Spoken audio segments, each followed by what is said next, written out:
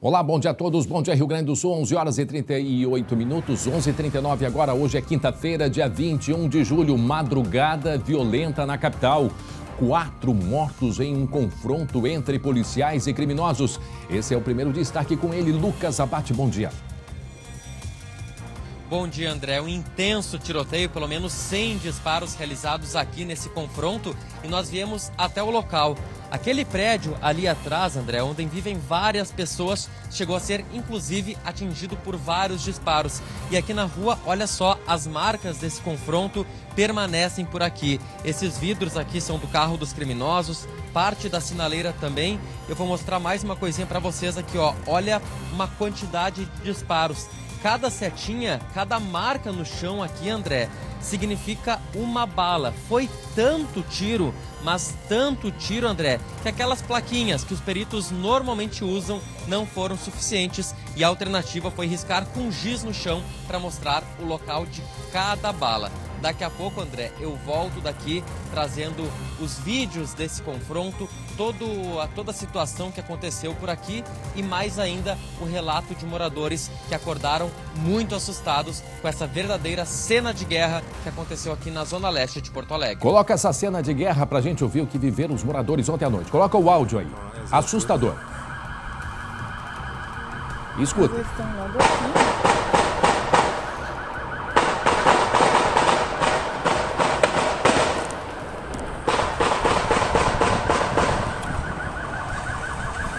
Pelo menos 28 tiros. Eu escutei pelo menos 28 tiros. Mas daqui a pouco o Lucas volta com as informações deste confronto que aconteceu nessa madrugada aqui em Porto Alegre. 11h40 agora. Olha só, você que gosta de tomar chimarrão, é bom ficar atento.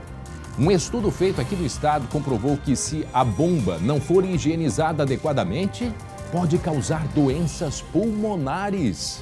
Nós vamos a um rápido intervalo e voltamos em seguida com muita informação para você. Fique aí, até já! SBT Rio Grande, oferecimento, Plano Safra Banrisul 2022, a nova safra chegou, Trilegal, sua vida muito mais, Trilegal, Avan, tudo num só lugar, tudo na loja, tudo no site, Ângelos, o mais completo plano familiar, você já tem o seu, e Redmac, construção, reforma e decoração. Muito bem, já estamos de volta com a SBT Rio Grande, agora 11 horas e 45 minutos, faltando 15 para o meio-dia. Eu tenho um recado muito importante para você. No corre da vida, não dá para diminuir o passo. Já que é assim, bora avançar na carreira? O Senai está nesse corre contigo. Nos cursos técnicos do Senai, você aprende uma profissão na prática e com uma estrutura de dar inveja. São diversas opções de cursos em áreas em alta no mercado, com uma qualidade de ensino que só o Senai tem. Garanta já a sua vaga e vá mais longe com os cursos técnicos do Senai. Acesse senairs.org.br e matricule-se agora mesmo. Para quem está no corre, tem Senai. Um abraço aos amigos do Senai. Gente, olha só, nós temos agora um assunto, nós falamos ontem aqui no SBT Rio Grande e a gente volta a falar sobre o caso daquela troca, dramática de cadáveres pelo DML aqui em Porto Alegre. Depois deste erro do departamento, que entregou o corpo errado para uma família enterrar, imagine a situação. Pois agora foi tudo resolvido. Na reportagem, a gente dá os detalhes. A dor do luto se tornou ainda maior para esta família de Osório, no litoral gaúcho. Eles tentavam liberar o corpo de Jorge Antônio Nascimento e Silva, de 52 anos, no Departamento Médico Legal de Porto Alegre.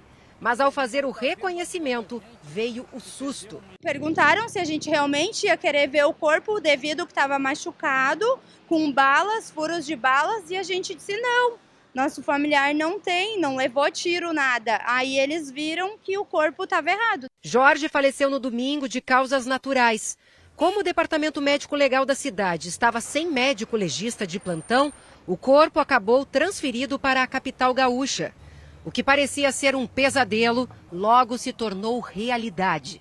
Eles nos levaram para a sala do diretor para comunicar que o corpo do meu pai foi levado por outra família e já tinha sido enterrado. Foi entregado para outra família e isso é muito triste, cara. Tu não pode enterrar o teu irmão dignamente. Isso não pode acontecer. O Instituto Geral de Perícias reconheceu o erro e disse que se trata de um caso isolado. A outra família conseguiu sepultar o corpo correto nesta quarta-feira. Um procedimento interno foi instaurado para apurar as responsabilidades. Nossa instituição não compactua com esse tipo de erro e por isso faremos uma investigação séria e bastante rígida em relação a erros que possam ter ocorrido dentro da nossa instituição. O corpo de Jorge foi liberado 3 dias após a morte. Emocionados, parentes só queriam conseguir se despedir. O que queria era isso, a liberação do corpo para ele poder ter um enterro digno, né? Então a gente é grato por isso. Deixa eu conversar com o Guilherme Roquette. Ontem o Guilherme estava lá, inclusive, conversando com os familiares extremamente abalados. Já primeiro pela perda, né? A perda de um familiar. Foi no domingo, desta morte, uma morte natural, repentina. E depois, né, desse sofrimento todo da perda de um familiar, esta troca, né, do corpo. E imagine, porque o corpo do seu José, é isso? O seu José é o nome dele, né, Gui? Seu Jorge. Seu Jorge foi entregue para uma outra família. Imagine a situação, imagine. Agora, há muitas dúvidas e é importante que o Departamento Médico Legal, Gui, faça um inquérito extremamente rigoroso para saber de fato o que aconteceu, para que não se repita, Gui. André, eu quero te contar o seguinte, ó, que a entrevista ali do Mauro, do irmão do seu Jorge, em que ele aparece chorando ali na reportagem da Luciane Coleman, foi para a minha equipe, né? Para mim e para o Marcos Ozanam, que a gente estava lá no link. E eu vou te dizer, André, que eu fiquei extremamente comovido com a situação lá.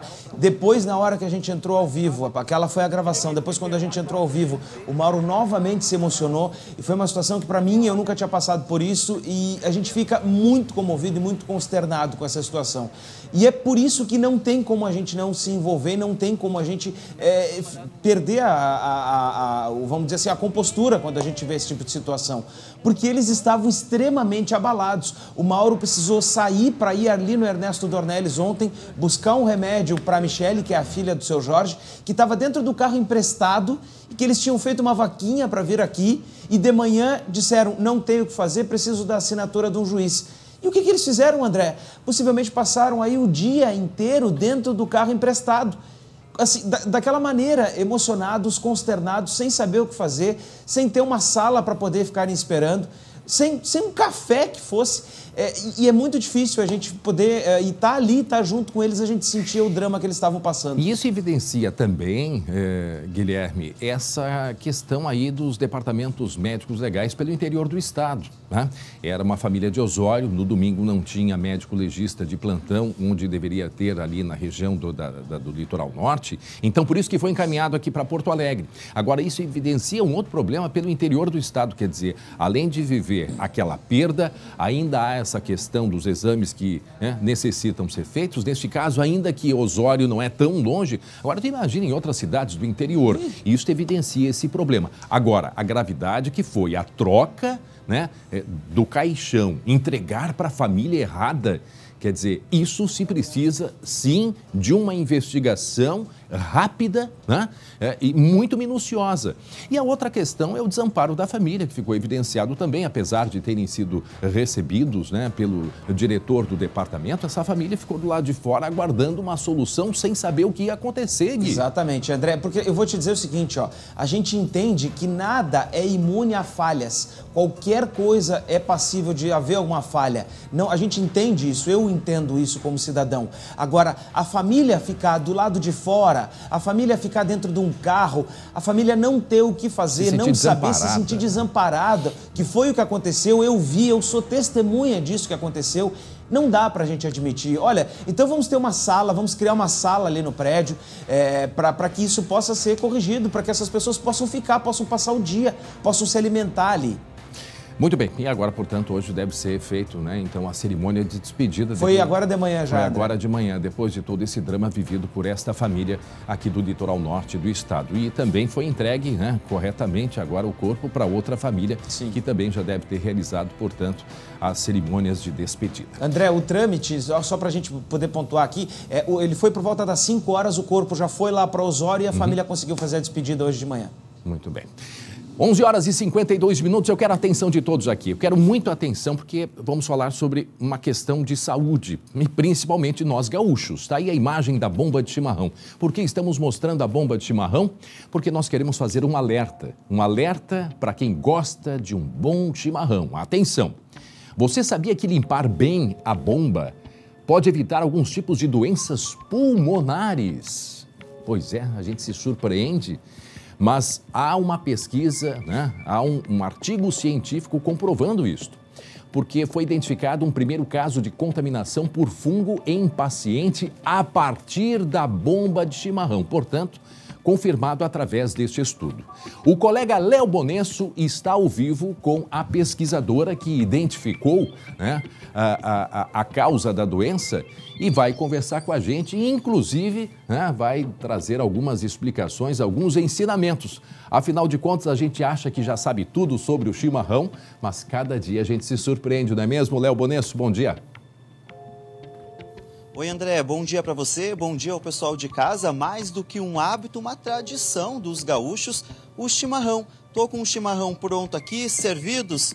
Ainda não, porque daqui a pouquinho a gente vai mostrar como limpar de forma adequada a bomba do chimarrão e, de fato, evitar que aqui tenha um fungo e possa se tornar algo mais grave. A gente também vai falar sobre os tipos de bombas, então, para você que está em casa, continua com a gente, porque é um alerta, como o André disse, de saúde pública. Comigo está a pesquisadora e pneumologista Liana Correia, do Hospital da PUC.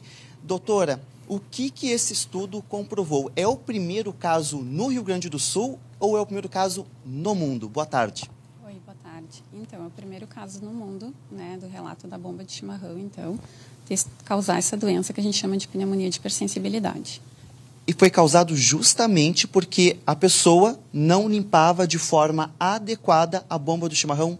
Isso, quando a gente não limpa internamente a bomba de chimarrão, ela fica com restos orgânicos ali que entram em decomposição. E essa decomposição gera fungos, enfim, que a gente na inalação, principalmente quando a gente faz o tradicional ronco do final do chimarrão, acaba gerando doença pulmonar. E olha que o ronco do chimarrão, né, André, é uma tradição regra. Dos gaúchos. Regra. Para mostrar que o chimarrão é quase, exatamente, uma regra, para mostrar que o chimarrão de fato tá bom e que você terminou o chimarrão até o final com a água.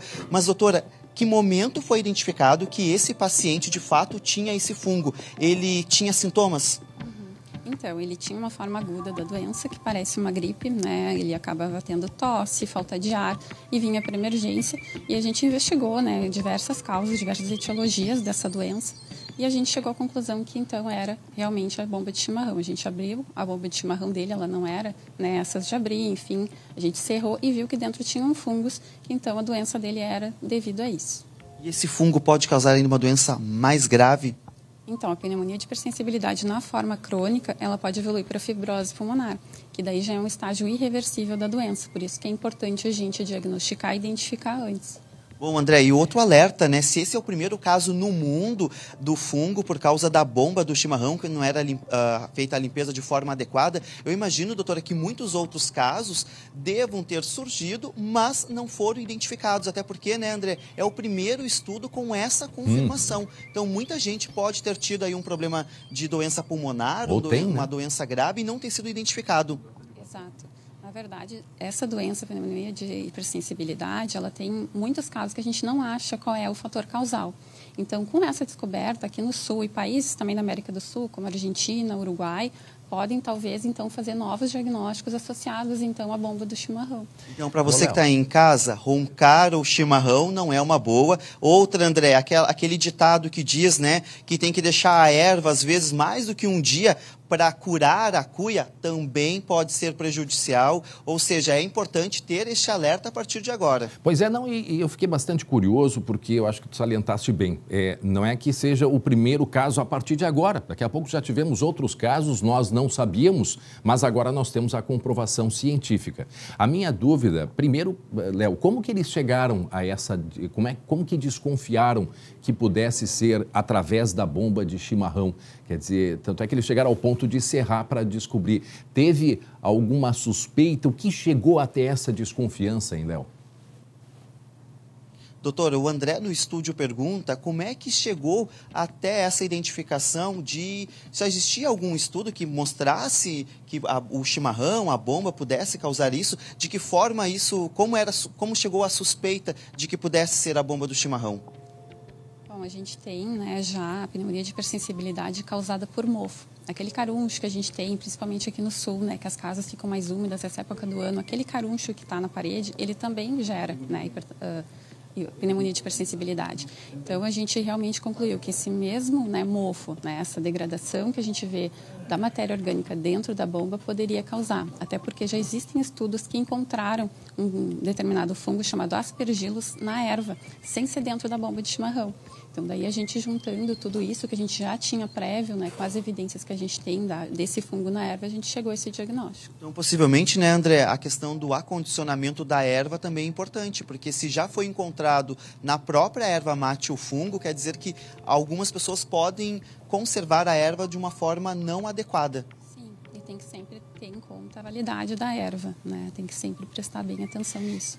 Olha, André, eu já confesso para ti que várias vezes já deixei a erva ficar vencida, muitas vezes possivelmente guardar no já refrigerador. Muitos gaúchos não ter feito a limpeza de forma correta da bomba do chimarrão, e daqui a pouquinho, André, a gente vai mostrar ao vivo como é que limpa de forma adequada a bomba do chimarrão. A gente vai mostrar que é de uma forma muito simples, muito fácil e de forma eficiente. E qual é a bomba adequada? Tem uma bomba da moda aí, a bomba de bambu. Será que ela é eficiente, é melhor do que a de alumínio, de ferro? E a camisinha do chimarrão, será que é uma boa proteção? Tudo isso daqui a pouquinho a gente vai explicar ao vivo e trazer as respostas, André. Muito Você bem. tem mais algum questionamento aí do estúdio? Ah, sim. Eu quero saber se em outros países, por exemplo, na Argentina, Uruguai, que tem o hábito do chimarrão, se eles já trocaram alguma ideia a respeito disso. Mas daqui a pouco o Léo volta. Atenção para quem saboreia um bom chimarrão. Tem que ter cuidado com a higiene, não só da cuia, mas também da bomba do chimarrão.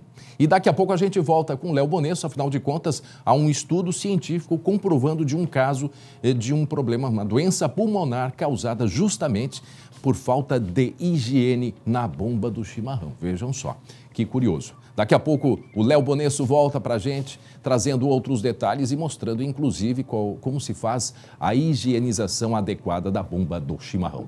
Agora, meio-dia em ponto, daqui a pouco tem o Blocão do Esporte, 13h, para falar muito, né, do empate do Inter contra o São Paulo e para falar também dos reforços do Grêmio e muitos outros assuntos, não é mesmo? Entra em campo Matheus Schenck. Boa tarde, Matheus. Oi, André, tudo bem? Boa tarde para você, boa tarde para todo mundo. Pois é, né? Inter e São Paulo fizeram um jogo maluco, 3-3, jogo cheio de opções, cheio de gols. Daqui a pouquinho a gente vai comentar tudo sobre essa partida, como é que ficou o Inter na tabela, o que disseram os personagens desse jogo. Depois da partida tem muitas atrações sobre essa partida aqui no Blocão do Esporte. A gente vai falar também de Grêmio, afinal, o Grêmio tá com um dos reforços já confirmados para poder jogar no sábado. Um dos 3. Qual que é esse um? Eu vou contar daqui a pouquinho. Mas, André, eu quero chamar a tua atenção para um detalhe. Qual? O programa Gol Show voltou a ser atração aqui no SBT, né? Foi sucesso nos anos 90, eu lembro de assistir quando criança, voltou recentemente, e nesta semana viralizou na rede social uma das imagens que mais bombaram na rede social. Meu amigo, tem muito compartilhamento, e eu quero compartilhar contigo também, André. Ratinho fez um desafio para um dos funcionários mais antigos aqui do SBT, e valia uma boa grana. Confere só. Você trabalha no SBT há quantos anos, Tonhão? 20 anos. 27. Se você acertar aqui, te dou 100 mil reais. Você acertou no intervalo. Se você acertar, eu vou dar do meu bolso, que daí é contra a regra. Eu dou do meu bolso, mas tem que entrar a bola aqui. Quantas chances? 3 chances? Vai, 3 chances. Te dou 3 chances. Vai, Tonhão. Vai, Tonhão. Perdeu o pé de mesa, Brasil. Vai bater. Olha o perigo.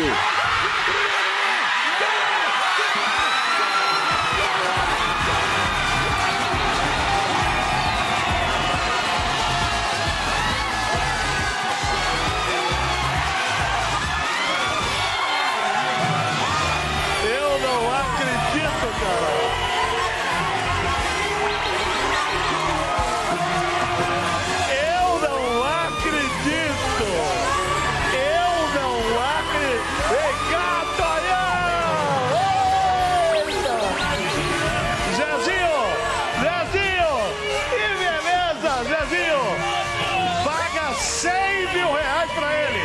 Que coisa Gostou? impressionante. E olha, muitos profissionais não acertaram, hein? É verdade. Hein? Eu já tô Ele dando- de primeira, cara, que coisa Eu já tô Onde é que a dando gente se ideia inscreve, aqui. hein? Eu quero me inscrever. Eu já tô dando a ideia, o André Har também vai dar um prêmio desses aqui, hein? Vai ou não vai, André? Um prêmio desses? Hã? Vai nos dar um prêmio desses daqui a pouco, um desafio desses? Não. Esse é o SBT que dá, não vem com essa. Colocamos no Não, esporte vem daqui a terceirizar. pouquinho, então, tá bom, André? E ele, olha só, ele dividiu, ó. né? Dividiu o prêmio dele. Ele dividiu o prêmio com um colega dele que deu legal. energias positivas, que disse, vai lá que tu vai acertar. Um E dos qual colegas é dele. a área dele lá na TV? Ah, São se eu não me engano, ele é um Técnica? dos contra-regras ali do Olha, cenário. que legal, que bacana. Vamos botar o replay do chute, gente. Põe Bota o de replay novo, aí. bota de novo desde Põe o o começo. replay. Aí, ó. Atenção. E ele tinha 3 chances, foi logo de primeira. Nossa. 27 anos de casa. E ele ia com o microfone mesmo. Aí alguém que pegou o microfone ali. E o mais curioso é isso, né? Ele foi de primeira, não precisou de 3 chances, coisa nenhuma. Aí, põe o áudio. 27 anos de casa, o Tonhão. Que legal. Valeu, Tonhão. Põe o áudio, vamos acompanhar. Olha aí. Vai, Tonhão. Ó, pegou o microfone. De mesa, Brasil. Vai bater. E nem pensou muito. Perigo. Impressionante, né? Olha aí. Bom, daqui a pouco a gente tem mais no Blocão do Esporte. Até mais. Né? As informações da dupla Grenal. Até já, Matheus Schenck. Muito bem, mensagens de telespectadores. Muitas mensagens aqui. Bom dia, André. Me chamo Gabriele, sou de Carazinho. Não perco um programa. Manda um abraço para mim e para o meu marido, Lohan. Muito obrigado. A gente que agradece. Manda um abraço a todos vocês. O pessoal de Carazinho. Bom dia, Juarez, da comunidade Quilombolas de Jacuizinho, região central do estado. Manda um abraço para a gente. Nós não perdemos as notícias. Que bacana. Juarez, da comunidade Quilombolas de Jacuizinho. Um abraço muito grande e obrigado pela audiência. Assistindo o programa, Marcelo Camargo de Vacaria. André, manda um abraço para mim. Nedo Aragão de Santiago, telespectador diário do SBT Rio Grande. Bom dia. E a Vânia Mara de Cantagalo, no Paraná. Alô, Paraná! Cantagalo nos acompanhando todo dia. Muito obrigado pela audiência. Mais uma mensagem, Leomar do Taim, município de Rio Grande. Estamos ligados no melhor jornal do nosso Rio Grande. Eu e a minha mãe Tatiane, sempre junto com vocês. E diz que lá tem muita chuva e realmente previsão de chuva para o extremo sul do estado. Avante, meu Colorado! Em seguida as informações então do esporte a partir da 1h no Blocão do Esporte. 12:05, coloca a sirene, gente. Coloca a sirene. Atenção para o que aconteceu nesta madrugada em Porto Alegre. Madrugada violenta na capital gaúcha. 5 pessoas morreram em 3 ocorrências diferentes. Em um deles, 4 criminosos morreram em confronto com a polícia. E um soldado da Brigada Militar ficou ferido e foi encaminhado ao Hospital Cristo Redentor. Lucas Abate está no local onde aconteceu tudo durante a madrugada e vai trazer agora pra gente todas as informações, não é mesmo, Lucas? Isso, André, e até o que a gente tem conversado aqui com os moradores é o assunto que acaba predominando por aqui. Todo mundo, os moradores aqui da região do Morro Santana, região também conhecida como Jardim Ipu, todo mundo com bastante medo, muita gente relatando que nem dormiu essa noite, tamanha a quantidade de disparos, esses disparos que foram inclusive gravados por esses moradores, André. A gente pode assistir agora relatos de confronto aí que durou cerca de 10 minutos, exatamente nesse ponto onde nós estamos neste momento. Vou até pedir para o Cristiano Mazzoni mostrar a rua aqui. Aqui atrás, André, onde eu estava, era a rua onde vinham os criminosos. E nessa curva aqui que eles foram fazer, eles perderam o controle do veículo e foi nesse exato local onde aconteceu o confronto, onde aconteceram esses disparos. Mais para frente ali a gente consegue ver os vidros do veículo, um Corolla roubado que era utilizado pelos criminosos, está espalhado por ali, parte da sinaleira do carro e por todo todo o chão, André, a gente vai olhando por aqui, tem umas setinhas feitas com giz. Essas setas indicam cada um dos disparos que foram realizados. Um balanço ainda preliminar, mas que a gente teve de informação aqui junto com a polícia, é que pelo menos 150 disparos foram realizados por aqui. Os criminosos estavam fortemente armados, com fuzil, com pistolas, os policiais também. E nesse confronto, 4 criminosos morreram, 2 ficaram gravemente feridos e, infelizmente, um policial que estava nessa ação também se feriu. André, a gente vai subindo um pouquinho mais para mostrar que aquele prédio ali também foi atingido por alguns disparos. Na parte mais de baixo tem um furo na parede que a gente consegue ver por aqui. Por alguns centímetros não atingiu a janela do morador. E na parte superior, onde não é possível ver por conta dessa árvore também, pelo menos 4 disparos atingiram diretamente a janela de uma moradora. E nós conversamos com esses moradores aqui da região que, por medo, até não quiseram se identificar, mas eles relatam como foi essa madrugada de pânico por aqui, André. Essa noite nós passamos um filme de terror, uma guerra montada com facção aqui no nosso condomínio, na nossa esquina. Foi uma coisa terrível, as faíscas de bala, acredito eu, chegou a entrar dentro do meu quarto e eu vim para a janela da frente e comecei a filmar.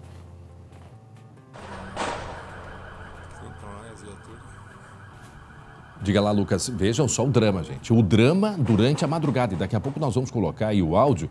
Eu não sei quantos tiros, Lucas. Naquele áudio que nós temos, pelo menos 30 tiros a gente escuta. Mas parece que foram muito mais. Foi uma noite de terror. Inclusive, o Lucas vai mostrar um prédio, que está atrás do Lucas, um prédio, e que foi atingido, né? Como a gente ouviu aí nesta moradora que falou do que ela viu durante esse tiroteio, não é, Lucas? Isso, André. Esse prédio que fica aqui no final da rua foi atingido, aqui eu consigo contar. Essa marca que está um pouco mais à frente, que a gente consegue observar, e na parte mais de cima, 4 disparos atingiram também a janela de uma moradora. Até a gente tentou conversar com ela, mas ela muito assustada, ainda muito abalada com tudo que presenciou na noite passada, não quis gravar entrevista. Mas outros moradores relatam, André, por cima, cerca de 150 tiros. Foram dezenas de disparos realizados dos dois lados e o confronto que durou pelo menos 10 minutos, André. A gente tem um vídeo que mostra apenas uma parte, pouco tempo, trecho, ali, cerca de 30 segundos, e a gente já conta aí quase 30 disparos. Mas ao todo, porque foi uma ocorrência longa, houve esse confronto no primeiro momento, depois os criminosos desceram do carro, a brigada militar também, os policiais desceram do veículo, então foi um confronto que foi se intensificando e por conta disso, esses disparos chegaram nesse número aí de cerca de 150. E pelos relatos que a gente tem por aqui, ninguém nunca ouviu nada parecido, André. A gente está vendo aqui, é uma rua muito tranquila, uma rua residencial, um local com praticamente nada de movimento. Alguns moradores falam até que pensaram que era fogos de artifício por conta do jogo do Inter e São Paulo ontem à noite e só perceberam a gravidade realmente quando abriram a janela. E é o caso até dessa moradora que a gente pode ouvir um outro trecho da conversa que a gente teve com ela. Ela que acordou não só com o som, André, mas também com a luz. Ela disse que via faíscas passando pela janela e quando ela abriu a janela para olhar, se deparou com toda a situação. Vamos ouvir. Na hora eu pensei que era foguete do jogo do Inter, porque eu estava meio sonolenta. Mas aí quando eu comecei a ouvir a sirene da polícia e a minha cachorra latindo muito, aí eu vim para a janela da frente para ver o que estava acontecendo. E aí me deparei com aquela cena horrorosa, que eu, com 40 anos de residente aqui no condomínio, nós nunca vimos isso na vida. 12h e 11 minutos, agora 12h e 11, está aí o relato de uma moradora que há anos, muito tempo, 11 anos, ela disse, morava no condomínio e nunca tinha visto algo parecido. Isso aconteceu nesta madrugada, a polícia recebeu, né, um chamado, iniciou-se a perseguição, este carro que era um carro roubado, e aí dentro o carro estragou, né? A gente não sabe os detalhes, se o Lucas puder depois ele vai atualizar para a gente, o carro teria estragado, e no momento em que os criminosos saem do carro, começa o confronto com a brigada militar. 4 criminosos morreram no confronto, um soldado ficou ferido. Percebam nas imagens a quantidade de roupas, inclusive escrito Força Tática, eram roupas que estavam sendo usadas pelos criminosos. Aí nas imagens a gente pode observar. Vejam os tiros nesse carro, a quantidade de tiros, né, por todos os lados. Né? E ali, à direita na tela, as roupas que os criminosos estavam usando. E aí não tem como não fazer essa pergunta. Primeiro, como teriam conseguido roupas assim? E em segundo, estariam fazendo o quê? Estavam indo a caminho da onde naquele horário com estas roupas, com todo esse armamento, Lucas? André, até o que acontece? Onde é que iniciou essa ocorrência? Iniciou no bairro Costa e Silva, que fica mais para lá, para a zona norte de Porto Alegre. A Brigada Militar já estava monitorando esse veículo, esse Corolla, tinha suspeita de que eles poderiam praticar algum tipo de execução na zona leste de Porto Alegre, uma região controlada pela facção rival, e alguns quilômetros, uns 4, 5 quilômetros daqui, se iniciou essa perseguição.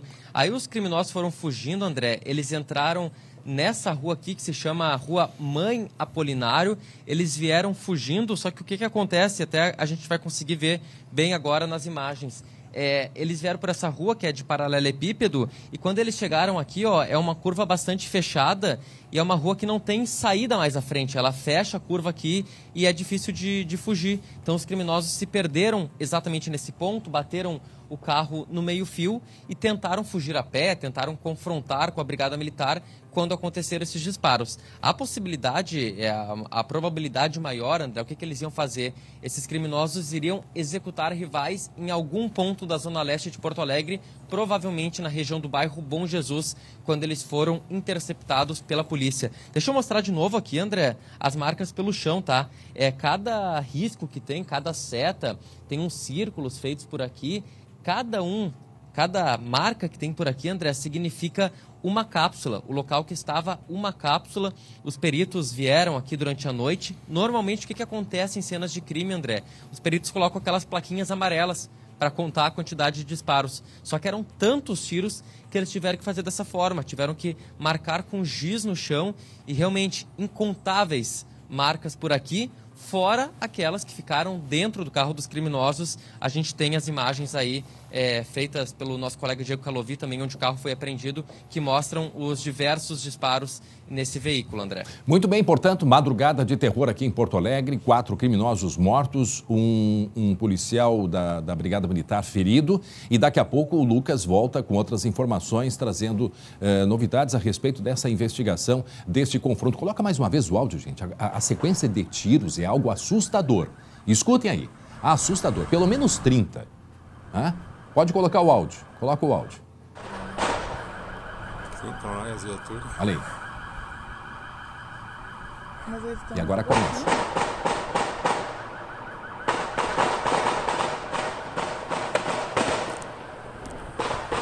Desesperador. Daqui a pouco volta o Lucas Abate trazendo outras informações pra gente. Agora 12h15. Vamos direto para a redação. Guilherme Roquete. Câmeras de segurança mostram o momento de uma colisão que deixou um motociclista ferido em Bento Gonçalves, na Serra, não é mesmo, Gui? Exatamente, André. Essa câmera, olha, ela mostra o porquê que a gente precisa estar muito atento nesse tipo de situação. Aquele carro ali, ele é um Celta vermelho, ele estava saindo daquele espaço do lado da casa. Não sei exatamente se é um estacionamento, se é uma área ali da casa, mas tem o meio-fio, tem a guia rebaixada e a gente percebe que estava chovendo, porque essa imagem aí é do início da semana, na verdade até do final, porque é do sábado, dia 16, na rua Raimundo Carvalho, bairro Fátima, lá em Bento Gonçalves. O Celta saía daquele espaço quando vinha vindo a moto. Obviamente o motociclista não ia conseguir frear, eu sei porque eu já tive moto, sei bem como é que é. Em dia de chuva, se tu põe as duas mãos, né, o freio é na frente e atrás, a moto sai, perde totalmente a estabilidade, a gente acaba, se não cai na hora, cai antes. E aí o motociclista acabou atingindo ali a frente desse Celta. Agora o pior, ele saiu de ré ali, olha o que acontece agora, ó. Vai sair de fininho, André, por trás da casa. E segundo a informação que a gente tem, esse motorista aí, ó, deu no pé depois desse acidente com o carro avariado. Esse aí é um Celta cor vermelha, né, André, que a gente consegue ver aí, que provocou esse acidente. E uma verdadeira pirueta do motociclista no ar, porque ele foi lançado, projetado metros à frente. Não, é assustador. Agora, ô Gui, pelo que a gente consegue ver aqui, a faixa ela é contínua. Eu quero usar esse exemplo porque o que acontece, o que é o mais indicado, Gui? Se a faixa é contínua, o carro vermelho ele não poderia atravessar a pista, tá? Sim. Se a faixa é contínua. Se a faixa aqui é pontilhada, ele pode fazer, né? Poderia fazer esse movimento. Mas se a faixa for contínua, o correto seria ele pegar esta direção e na primeira oportunidade fazer ou numa rotatória, né? Ou fazer a volta à quadra para poder voltar. Isto seria o correto, mas muita gente não faz. Sim. Casos como este, um carro parado, talvez dificultou a visibilidade, né? Não importa, aconteceu esse acidente e aí o que ele fez depois disso? Ele dá marcha ré e fez o quê, Gui? Ele saiu de fininho, André, olha lá, ó, por trás da casa, André. Meu Deus do céu. Fugiu por trás da casa, enquanto o outro motorista daquele carro branco, acho que é um ponto branco. Ele para e vai ajudar. Para e vai ajudar. Outros também ajudam. O outro saiu de trás, saiu o motorista que provocou o acidente ali, saiu por trás. A informação que a gente tem ainda, né, que a gente chegou até nós, é que realmente ele deu no pé do local. Esse acidente ele aconteceu no sábado, na tarde de sábado, quando estava chovendo, e o alerta, que depois a gente vai trazer na previsão do tempo, é que os próximos dias podem ter bastante instabilidade e com certeza esse tipo de situação aí acontece muito mais em dia de chuva do que em dia que nem hoje, que ainda está seco. A gente tem informações sobre o estado de saúde dele, Gui? Não temos informação sobre o estado de saúde agora, né, André? Até porque já passaram alguns dias, então a gente não tem a atualização. Mas ele teve ferimento, sim, foi atendido lá no local, depois encaminhado para atendimento médico. Fica agora, o alerta, né? Fica o alerta. E assim, a gravidade do acidente, né, que poderia ter sido com danos bem maiores, até porque o motociclista saiu, né, dando uma pirueta no ar, né? Não, impressionante. Impressionante. Meio-dia 19 agora, posso atualizar aqui, eu tenho informações, mensagens de telespectadores de todos, olha, muitas cidades do estado, Santa Catarina, Paraná nos acompanhando. Eu sou a Tainara, manda um abraço para Bagé, a gente assiste todos os dias. Trilegal o jornalismo de vocês. Beijo, Tainara. Bom dia, André, bom dia, Gui. Abraços da Ângela Jungs de Dois Irmãos. Grande abraço, André. Obrigado pelos elogios, Luiz Antônio de Porto Alegre. Me chamo Juliana, sou de Guaíba, estou ligada no jornal. Estava assistindo a reportagem da bomba de chimarrão. Atenção, hein, gente? Atenção, para quem não acompanhou, a gente vai mostrar de novo uma pesquisa mostrando que uma pessoa teve problemas pulmonares por causa da bomba de chimarrão mal lavada, tá? E ela diz que, a Juliana, que é aqui de Guaíba, diz que usa bomba de chimarrão de vidro. Vidro? Eu achei que só tinha cuia de chimarrão de vidro, mas tem bomba de chimarrão também. Coloca no ar aí a bomba de chimarrão de vidro. Nós vamos mostrar a nossa telespectadora Juliana, lá de Guaíba. Aí, uma bomba de chimarrão de vidro para ajudar na limpeza, na higienização. Em seguida eu leio outras mensagens de telespectadores. A gente vai direto conversar com Léo Bonesso, que está justamente com a pesquisadora da PUC, que identificou, portanto, esta bactéria que provoca, né, lesões pulmonares, provoca esta infecção oriunda da falta de higiene na bomba de chimarrão. Léo Bonesso. É isso mesmo, André. E já podemos adiantar para a telespectadora Juliana que se ela usa a bomba de vidro, ela está usando uma bomba mais correta, mais fácil para limpar. Só trazendo mais informações, esse paciente é de Alvorada, tem 50 anos, né, doutora? E chegou aqui, então, apresentando doenças pulmonares, uma doença no pulmão, e durante a investigação médica e também durante exames, foi provado ali que ele estava com algum tipo de doença, mas não conseguia chegar ao diagnóstico. Foi aí que a suspeita foi a bomba. Isso, na verdade, como a gente já tinha evidências dessa doença, por exemplo, pelo mofo, que eu já citei, e também, por exemplo, instrumentos de sopro, como o saxofone, né, que fica a umidade dentro, a gente acabou chegando à conclusão de que a bomba também poderia ser, então, um agente causador dessa doença. Então, André, para facilitar, é o seguinte, esse mesmo mofo encontrado na bomba do chimarrão, fica o alerta aí, músicos que usam saxofone, gaita de boca, é o mesmo fungo que pode causar. Então, ou seja, foi a partir desta ligação que chegou, então, até a bomba de chimarrão deste paciente de Alvorada de 50 anos. E agora, para quem está assistindo a gente vai mostrar como fazer de forma correta a limpeza da bomba. Mas antes, doutora, aqui nós temos alguns estilos de bombas. Essa aqui é a removível, certo? Como é que ela abre? Olha só, André. É aquela que ela tem tipo uma... olha só. Ela abre, né? Ela vai colocando aqui. É uma bomba um pouquinho mais cara. mas facilita a limpeza. Tem essa bomba que está muita gente usando, principalmente o pessoal da internet tem postado, que é a bomba de bambu. É uma bomba adequada? Como ela não tem, né, um mecanismo de abertura, daí ela realmente não seria adequada para o uso.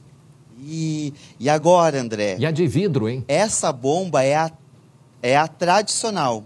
Essa que é a tradicional. Certo. Que não tem como abrir aqui. Tá. E também não entra a escovinha para fazer a limpeza da bomba.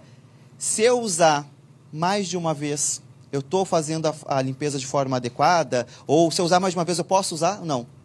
O ideal é que essas bombas sejam trocadas por bombas que a gente consegue abrir para fazer higienização. Ou seja, quem está aí em casa e tem essa bomba que não abre aqui, ou seja, que não tem como retirar aqui e nem colocar a escovinha, não dá para ser usada várias vezes. Bomba de vidro é mais fácil para limpar. Se ela tiver um mecanismo que caiba a escovinha e que permita retirar esses detritos que ficam ali dentro, poderia usar, né? Mas sempre lembrando que não importa o material do que é feita a bomba, sim é que a limpeza seja correta. A higiene, né? Então agora a gente vai limpar a bomba.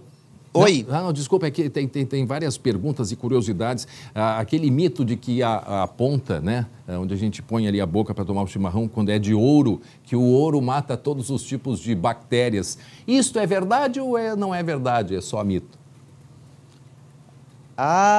Eu acho que eu vou decepcionar muita gente. Será? Doutora, tem telespectador perguntando, tem muita gente que a gente sabe que o chimarrão é uma tradição forte. Bomba de ouro. Dizem que ela mata tudo, é uma bomba super eficiente. É verdade ou mentira? Atenção para a resposta. Como eu falei antes, não importa o material com que a bomba é feita. Pode ser ouro, prata, o que for, né? Vidro. Se não puder ser higienizada a bomba, ela vai reter, então, substância dentro, vai reter matéria orgânica, que é a erva mate, e infelizmente daí vai poder sim dar doença no pulmão. Olha, lá em casa minha mãe guarda uma bomba dessas de ouro há anos, André. E eu digo para ela, vende essa bomba, vamos fazer dinheiro em cima dessa bomba. Olha aí, tá um motivo para vender essa bomba aí, porque ela de fato não tem nenhuma eficiência. Doutora, vamos mostrar agora, André, olha só, é um chimarrão, né, tradicional, só que a diferença é que tem aqui, olha, a parte removível. Certo. Foi tomado agora há pouco, vamos ver como é que ele fica ali dentro? Foi tomado... Olha só, tá abrindo. Quem acha que não fica nada, olha só. Tá passando a escovinha. Olha de sujeira, André. Tá saindo na escovinha ali, tá conseguindo ver? Vem. Olha aqui, ó, a pontinha da escovinha do chimarrão de agora pela manhã. O chimarrão quase nem foi tomado. A erva ficou ali. Doutora, só a escovinha e a água já é o suficiente, ou eu posso, ou tenho que usar um detergente neutro, ou uma água quente? Além de passar essa escovinha, eu tenho que usar algo como um sabão neutro? O ideal seria, sim, a limpeza com sabão neutro, né? Não obrigatoriamente. O mais importante é ter realmente a escovinha todo o alcance de todo o comprimento da bomba para não deixar nenhum resquício da erva. Bom, quanto mais escuro, aqui, André, mais escuro aqui, ó, essa pontinha aqui da erva, sinal que mais velho está e mais problemático, é isso? É isso, Léo, é isso. Tem que cuidar bastante. A gente que tem o hábito de tomar, que é cultural, né? Tem que cuidar porque, né, pode gerar uma doença grave, que é a fibrose pulmonar. Bom, muita gente deve estar perguntando, né, André, sobre a camisinha da erva mate, da bomba. Isso. Ela é eficiente? Porque muita gente usa para não entrar ali a madeirinha, né, do chimarrão. Ela acaba sendo eficiente ou não? Ela auxilia em reter parte da erva que a gente, né, quer realmente segurar para não, né, acabar tomando com o chimarrão, mas ela não retém toda, né, tem que trocar seguida, eu acho. Então, né? Ela ajuda, mas ela não exclui de forma alguma a necessidade de passar a escovinha dentro da bomba. Então, André, o eficiente é a camisinha eu posso usar, mas eu tenho que trocar com frequência, né, na bomba. Eu tenho que bater bem depois de fazer a escovação ali, colocar a escova até porque, olha aqui a outra parte, tem ainda aqui, ó, olha aqui, ó, ficou um monte de erva, que essa parte aqui é a parte mais problemática, né, doutora? Porque é a parte que acaba grudando, André, nessas bolinhas aqui, nesses porinhos, e mesmo que muitas vezes eu consiga retirar, ela fica ali dentro, então é preciso passar a escovinha, bater e se eu tiver um detergente ali neutro, vai ajudar. Isso, lavar bastante com água corrente e usar realmente a escovinha para o trajeto. E a ponta realmente, bastante água corrente para não ficar nenhum resíduo dentro. Ô, Léo. Agora, né, André, uma polêmica. Oi. Mas não adianta, é questão de saúde, né? Polêmica, mas é questão de saúde. Não adianta, a gente tem que cuidar sim. Quem puder ter duas, né? Deixa uma lavando, deixa um pouquinho de molho e vai fazendo a troca. Duas questões aqui, ó. O Marcílio, de Capão da Canoa. Aqui fazemos a limpeza da bomba com um pedaço de linha de pesca, que eu acho que é aquela linha de nylon. Né? Ele deve colocar a linha de nylon por dentro para fazer a passagem. Eu não sei se ela consegue raspar, né? Como, por exemplo, aquela escovinha que a nossa entrevistada mostrou. E o Eliseu Machado, aqui de Canoas, ele pergunta, mas a água quente não mata os germes? E aí? Olha... Vou perguntar aqui para a doutora, a pneumologista Liana Correia. Doutora, tem um telespectador de Canoas perguntando o seguinte, a água quente já não mata tudo? Já estou tomando chimarrão com água quente ali, não vai matar tudo que é bactéria, fungo? Não. A gente realmente precisa retirar. Na verdade, a água quente, ela poderia ter algum efeito, né, momentâneo ali em alguma coisa de limpeza, seria bom até limpar, mas para o fungo que está com matéria orgânica, ele não vai sair com a água quente, né? A gente não vai matar o fungo com a água quente. Até porque o ideal da gente beber a temperatura do chimarrão não é a água fervente, né? Então, realmente, não adianta. Quando eu falei ali que eu ia falar de uma polêmica, André, eu fico imaginando assim, a gente já tem o hábito de compartilhar muitas vezes o chimarrão, né? Mesmo com a pandemia, agora algumas pessoas voltaram com esse hábito, que também já é algo meio, né, ali meio duvidoso, né, doutora? Porque às vezes de boca em boca ali vai ficar passando uma bactéria, um fungo também. Na verdade, a gente, na pandemia e com outros vírus, assim, fica delicado realmente a gente fazer aquela rodinha de chimarrão que a gente fazia muito antes da pandemia, né? Mas são, enfim, hábitos e culturas que a gente vai ter que se readaptar a essa nova realidade. Então, André e pessoal de casa, bora limpar, trocar toda ali a bomba do chimarrão. Essa aqui não é um pouco mais cara, mas é mais eficiente. E a doutora estava falando que nem sempre precisa ser escovinha, mas desde que consiga limpar de forma eficiente aqui, essa parte aqui é o que de fato vai fazer toda a diferença. Guardar na geladeira resolve? Pergunta Lena Didio, de Barra do Ribeiro, só pra gente encerrar, Léo. Guardar na geladeira a bomba de chimarrão. Doutora, para encerrar, guardar na geladeira ajuda ou não ajuda em nada? A parte da erva, sim, né? Mas a parte realmente da bomba tem que limpar ajuda. todo tem dia. Que realmente lavar, deixar secar, ficar bem sequinha, manter ela aberta até ela secar bem para reutilizar depois. Tá certo, era isso, Léo. André. Então tá aí, tá? Portanto, a gente precisa fazer a higienização sempre na bomba de chimarrão, porque a pesquisa mostrou que a bomba de chimarrão, quando não fica limpa adequadamente, pode provocar bactérias. Inclusive, um cidadão de Alvorada de 50 anos teve um problema pulmonar provocado pelo descuidado na hora de limpar a bomba de chimarrão. Obrigado, Léo Bonenso. Obrigado à nossa convidada da PUC, que apresentou, portanto, esta pesquisa científica, ou seja, vamos limpar muito bem as bombas de chimarrão. Agora, 12h30. Atenção, porque nós vamos falar agora sobre o caso da advogada desaparecida em São Leopoldo desde sábado à tarde. Depois que a polícia encerrou as buscas, agora o namorado dela faz um apelo. Guilherme Roquette, qual é o apelo que ele faz, o namorado dela que estava viajando, correto? Exatamente, André. Ele estava viajando, tinha viajado à Espanha, voltou da Espanha e agora, então, aqui no Rio Grande do Sul, ele concedeu uma entrevista para os colegas da Vale TV, uma TV, então, aqui do Vale dos Sinos. Na entrevista, ele afirmou que ama a sua namorada, que está desaparecida, e implora para que ela volte. Vamos direto assistir o que disse, inclusive agora para nós aqui do SBT, em uma mensagem enviada para nós aqui na emissora, o que disse o Guilherme Zagonel para nós aqui, né, nesse apelo em que insiste, né, para que a advogada volte. Vamos ouvir. Meu nome é Guilherme Zagonel, eu sou namorado da Alessandra Della Torre, a advogada que está desaparecida desde sábado, dia 16 do 7, por volta das 3 horas, foi a última filmagem que nós temos dela e não temos mais notícias. Eu só queria pedir para qualquer informação, se alguém passou na rua e acha que viu ela, viu alguém parecido, por favor, entre em contato com o 190 ou no 0800 642 0121.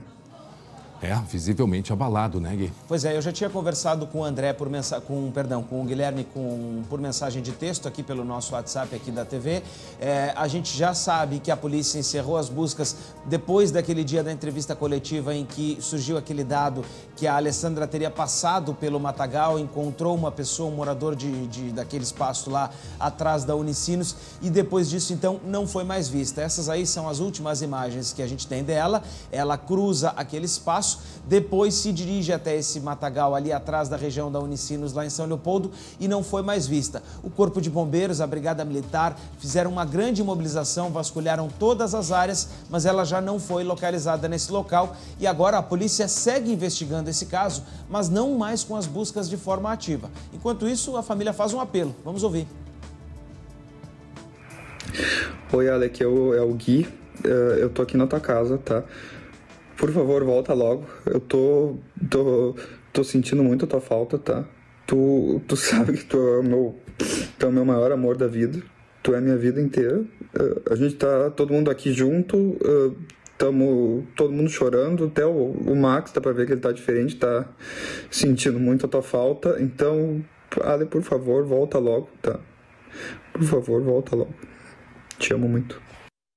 O que a gente percebe, Gui, que a polícia tinha dito que tinha convicção de que ela está viva, né? Sim. E isso é o que a gente percebe o namorado dela. Como dissemos, ele estava viajando, retornou assim que soube, estava na Espanha, né, em viagem com a família e retornou. Então, assim, a impressão que a gente tem, claro que existe aí um problema, ela mesma tomava medicamentos, enfim, mas a gente sente que eles têm essa convicção de que ela está, inclusive, ouvindo. Então, a família está aí. Eu imagino o desespero, eu imagino cada noite fria o desespero que é para essa família.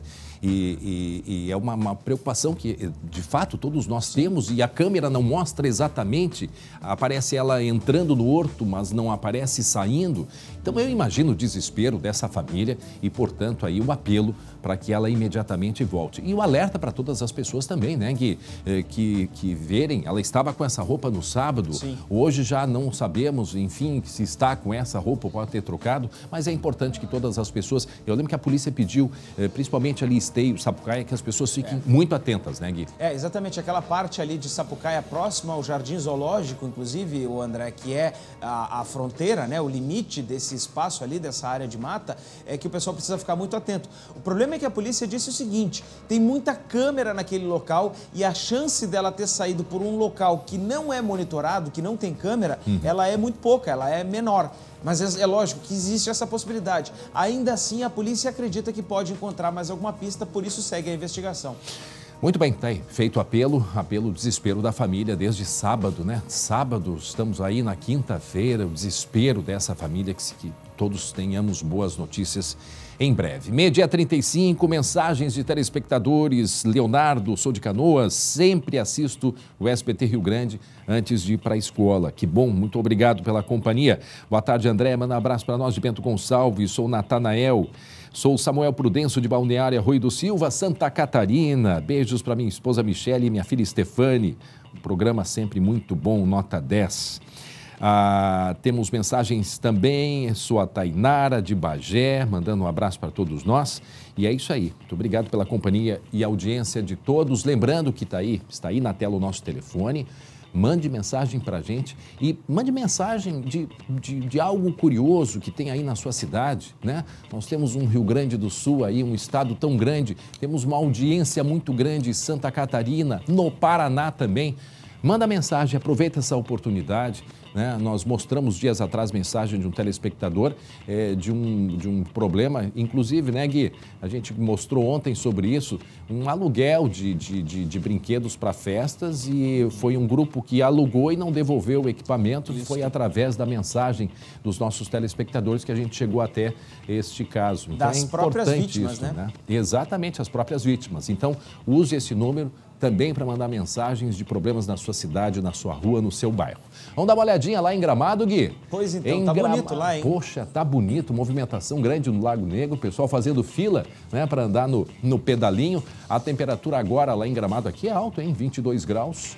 lá em Gramado nesse momento, 21 graus. Tá alta a temperatura.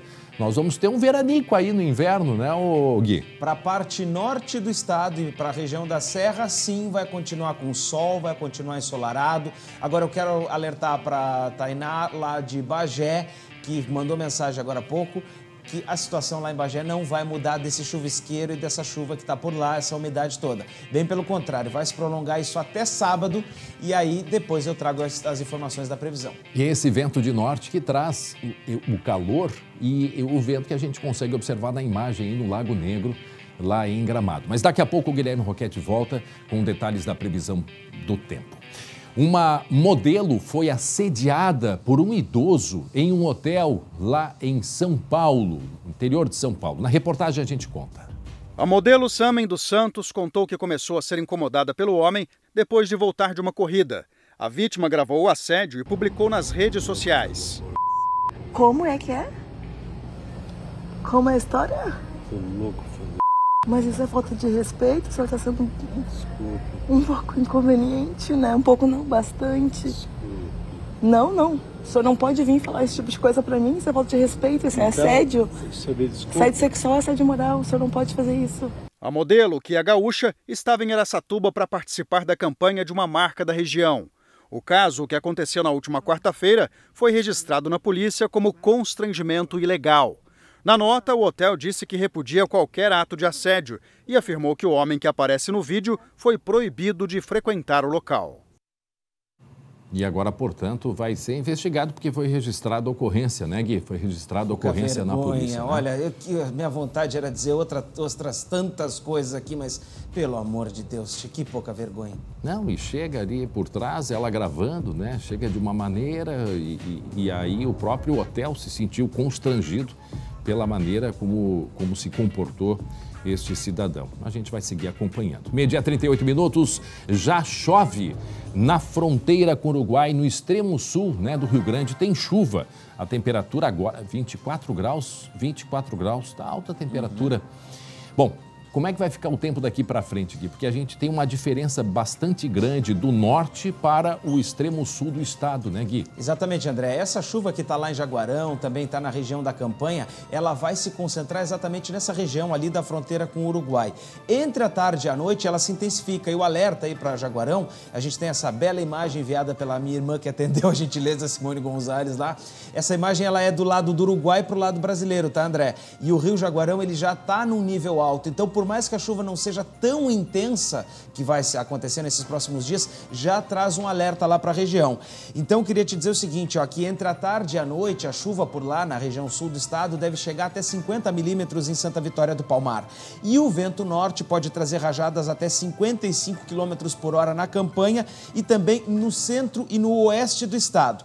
À tarde, no restante do Rio Grande do Sul, a gente vai ter temperatura alta, podemos chegar aqui em Porto Alegre, André, com 25, 27 graus, inclusive regiões aí com bastante calor.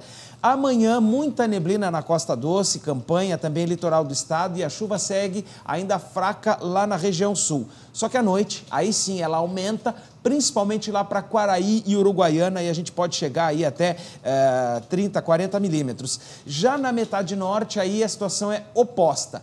Diminui a umidade, essa umidade que a gente sente hoje aqui, que a coisa está um pouquinho difícil para secar, André, diminui a umidade para cerca de 30% na metade norte do estado, e por isso a gente vê essa bela imagem aí de Gramado, justamente com o sol, e a temperatura fica um pouco mais baixa amanhã, entre 13 e 17 graus nas demais regiões, e apenas no sul, aí sim a gente tem uma mínima mais baixa, aí por volta dos 12 graus. No sábado e domingo, a instabilidade ela continua lá no sul do estado. Pela manhã, ela ainda vai estar muito concentrada nessa região da Costa Doce e com poucas aberturas de sol. No domingo, aí sim a gente volta a ter o sol aparecendo lá na região sul do estado e lá na região da Campanha. Mas hoje, quinta, sexta e sábado, ainda tem chuva, o solo já está úmido e por isso fica o alerta lá para a região. Olha, a temperatura nesse momento em Porto Xavier, para ter uma noção, Gui, porque o norte tem a temperatura, hoje está com o calor no norte e no sul, como mostrou aí a tua irmã nesta imagem que a gente fez, que ela fez lá em Jaguarão, a chuva no extremo sul. Agora faz 27 graus.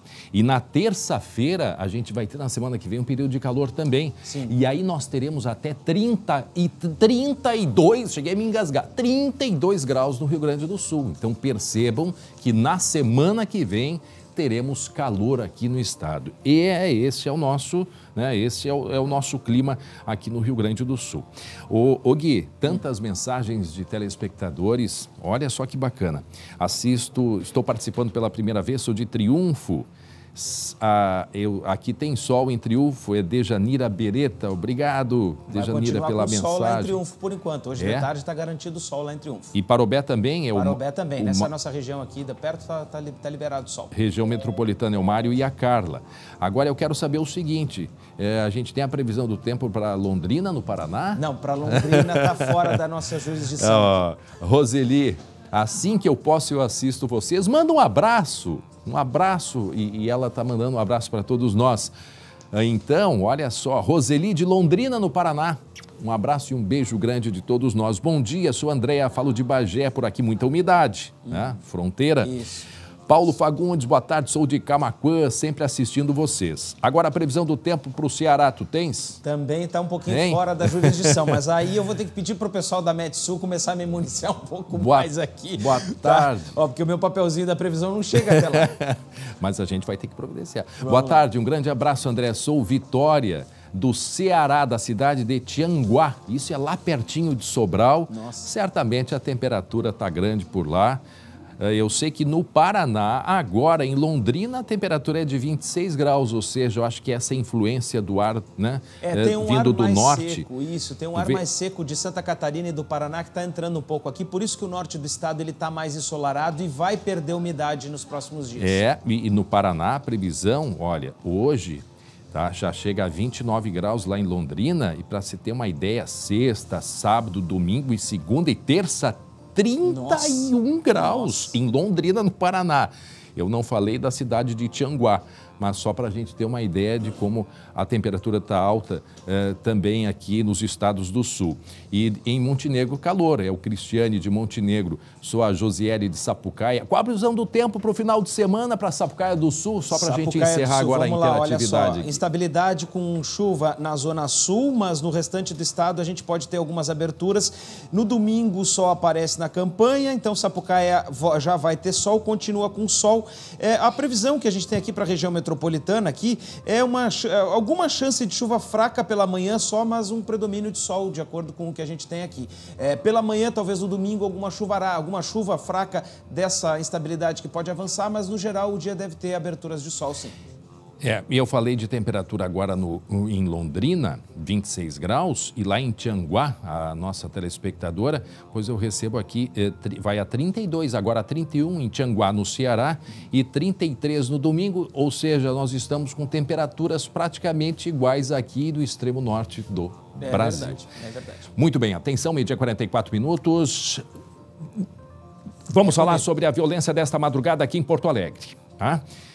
4 criminosos morreram no confronto com a Brigada Militar. Pouco antes deste confronto, nesse mesmo local, uma jovem de 29 anos foi assassinada.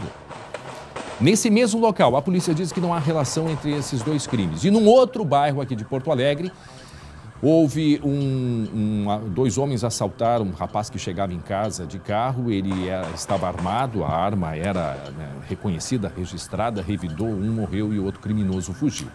Mas vamos falar especificamente deste crime, onde 4 criminosos morreram neste confronto com a Brigada Militar, lembrando que um policial militar ficou ferido nesta ação da madrugada, não é mesmo, Lucas?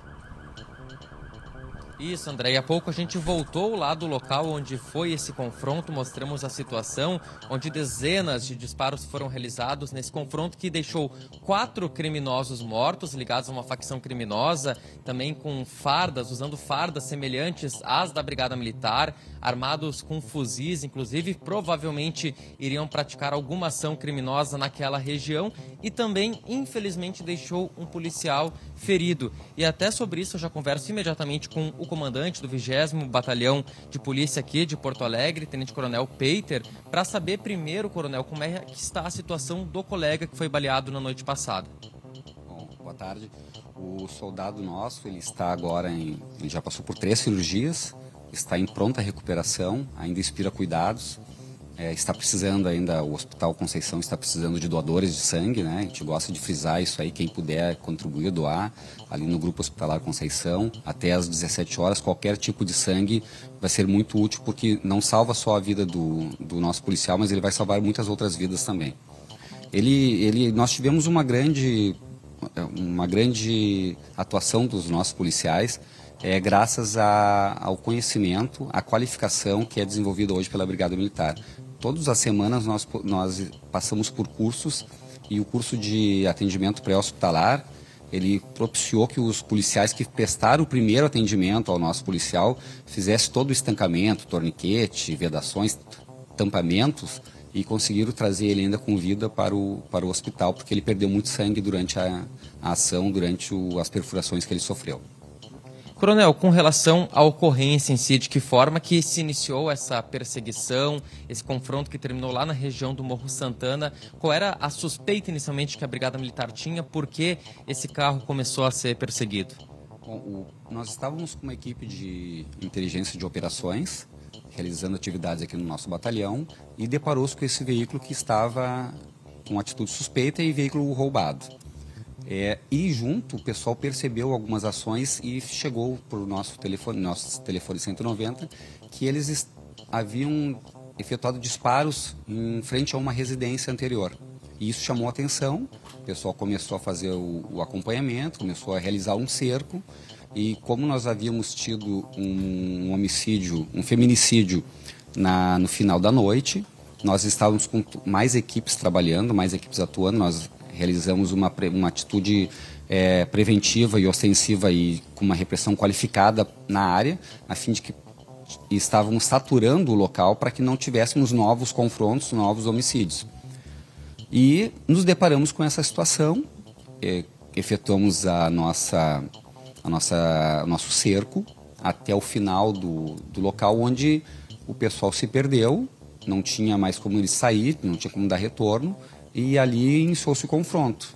Foi dado preliminarmente todos os comandos para o pessoal se entregar, não quiseram, vieram para o enfrentamento, e o nosso pessoal também qualificado, preparado, efetuam diversas instruções de técnicas policiais, de tiro, lograram um êxito nessa ação. Infelizmente tivemos esse nosso policial que foi atingido, que inspira cuidados ainda, mas conseguimos reduzir todo o dano, que poderia ser muito maior naquele local. Poderíamos ter vítimas, terceiras pessoas que estivessem nas suas residências, dormindo naquele momento, e a ação policial nesse ponto foi eficaz, que não resultou nenhuma vítima por disparo de arma de nenhum policial. Coronel, até com relação a esse confronto, esses criminosos, até pelas imagens que a gente viu, eles usavam aquelas fardas camufladas, muito semelhante às da Brigada Militar, usavam fuzis também. O que isso indica? Que eles iam praticar alguma ação criminosa, alguma execução naquela região? Preliminarmente, há informações que eles estariam vindo a Porto Alegre, estariam andando aqui em Porto Alegre para cometer homicídios. Pode haver vinculações com outros homicídios que nós tivemos no estado, na região metropolitana, na região dos Sinos, mas a gente não tem essa informação ainda. Isso vai ficar a cargo da 5ª Delegacia de Homicídios, que vai fazer essa investigação.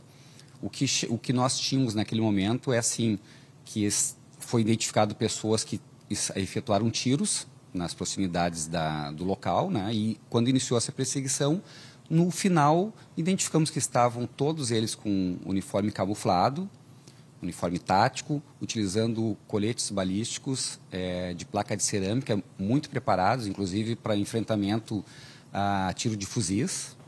E, mesmo assim, o pessoal conseguiu lograr o êxito de fazer toda essa ação que no resultado final foi positivo.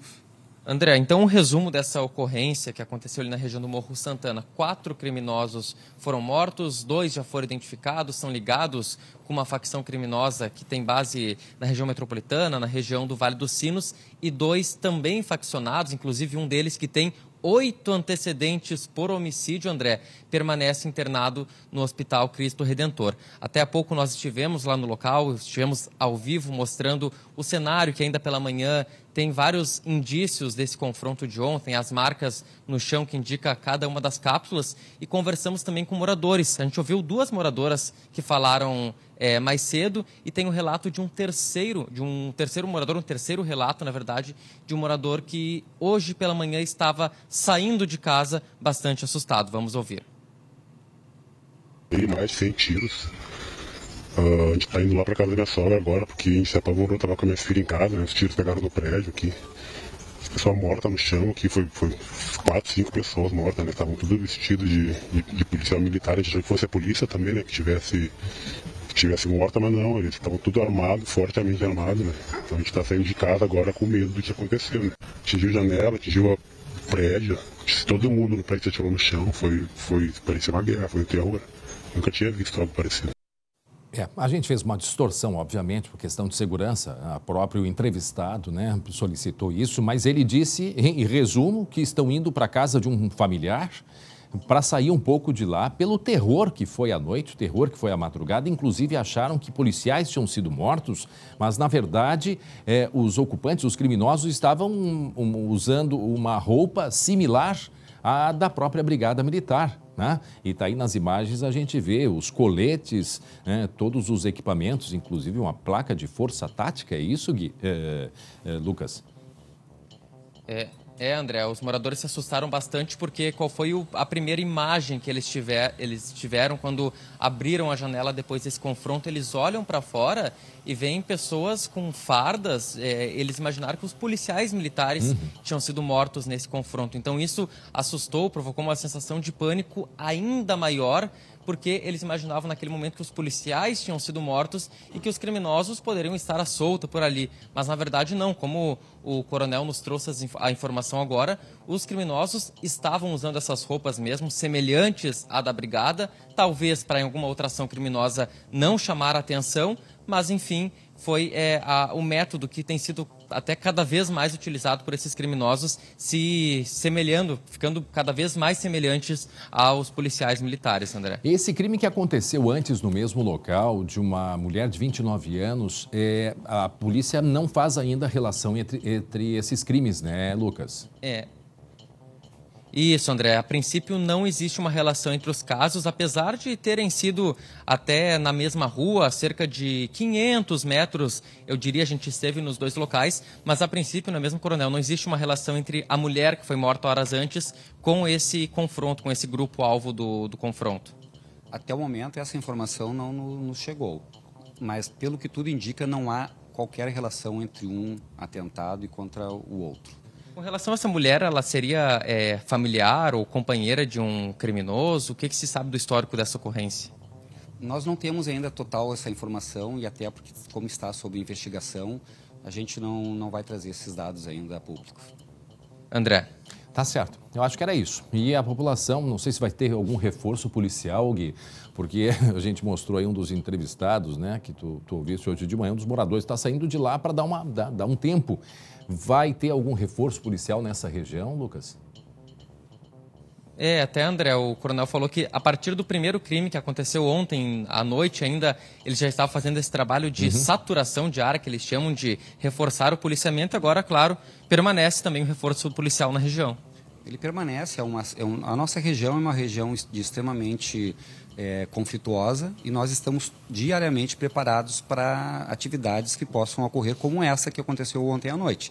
No entanto, durante esses próximos dias nós vamos dar um reforço, nós já pedimos apoio do nosso batalhão de polícia de choque, que vai nos apoiar, e todos os outros órgãos que estão em comum ação com a Brigada Militar, tanto a Polícia Civil, nós já estamos sempre alinhando e fazendo ações integradas e principalmente saturando a área para que evite novos confrontos.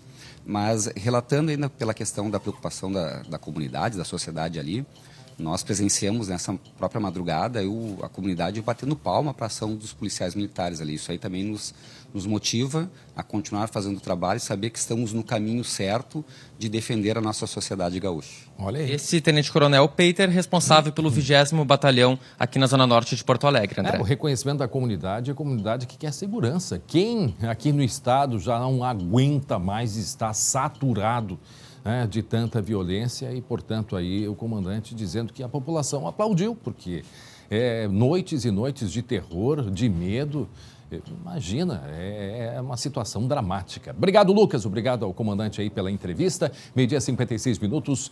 Agora o nosso assunto é a vacinação, porque a Secretaria Estadual de Saúde autorizou a vacinação das crianças de 13 e 4 anos contra a Covid e deve começar gradualmente de acordo com a disponibilidade dos municípios. Vamos então saber como está a imunização aqui em Porto Alegre. Léo Bonesso.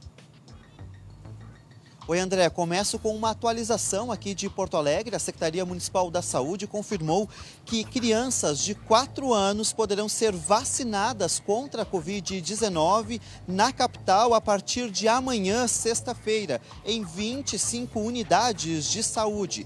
A vacina liberada para este público, vale lembrar, é a Coronavac. A imunização de crianças imunocomprometidas de 3 anos também segue disponível. E como você disse, para o restante do estado, vai conforme o número de doses disponíveis nos municípios. A Secretaria Estadual da Saúde disse que hoje, no Rio Grande do Sul, há cerca de 172 mil doses remanescentes já distribuídas, enquanto o público total estimado dessa faixa etária no estado é de 281 mil crianças. Municípios que já possuem doses disponíveis, então, estão autorizados a fazer esta vacinação. Cidades que estejam neste momento desabastecidas serão assistidas, de acordo com a Secretaria Estadual de Saúde, de acordo com o remanejo de doses entre municípios que deve ser feito nos próximos dias. E o que diz o Ministério da Saúde é que vai ser feita uma nova compra de imunizantes Coronavac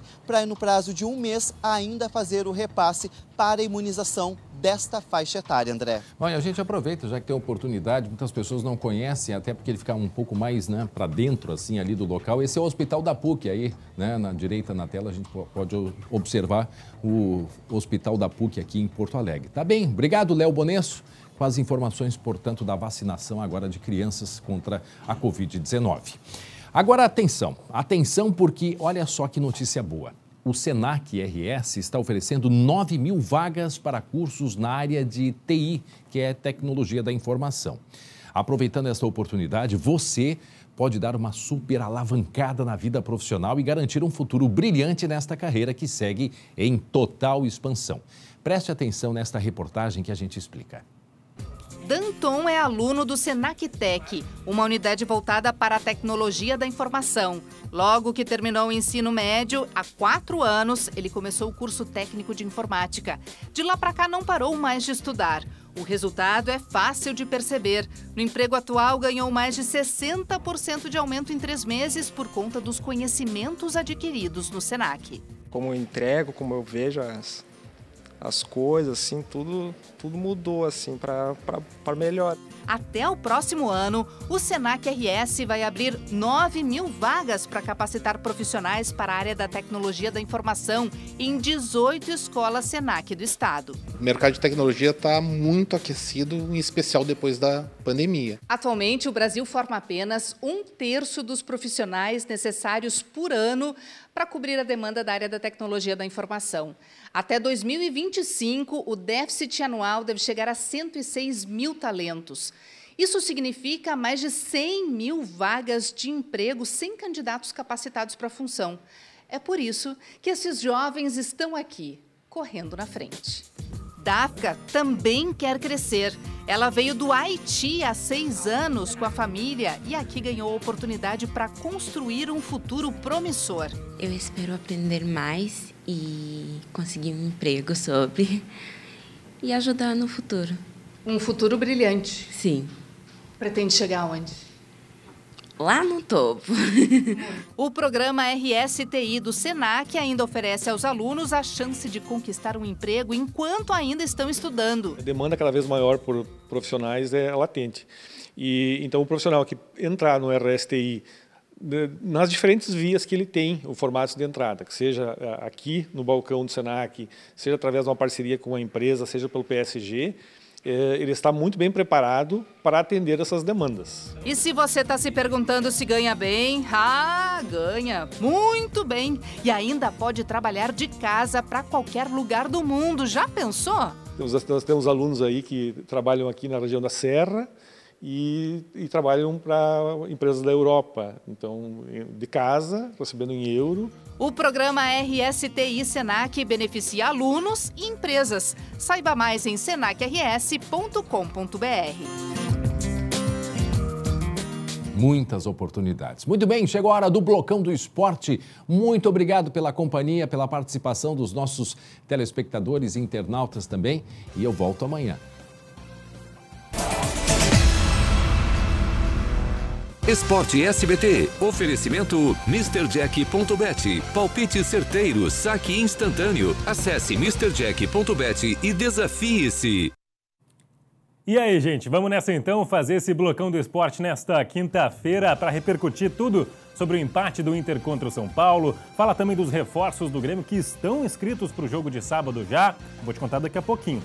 Antes, eu quero pedir a tua participação, o número já está na tela. Você manda sua mensagem, participa aqui. Eu já estou com o celular a postos para ler a tua participação no Blocão do Esporte. Acompanha a gente no YouTube também, viu? SBT-RS, te inscreve lá no nosso canal.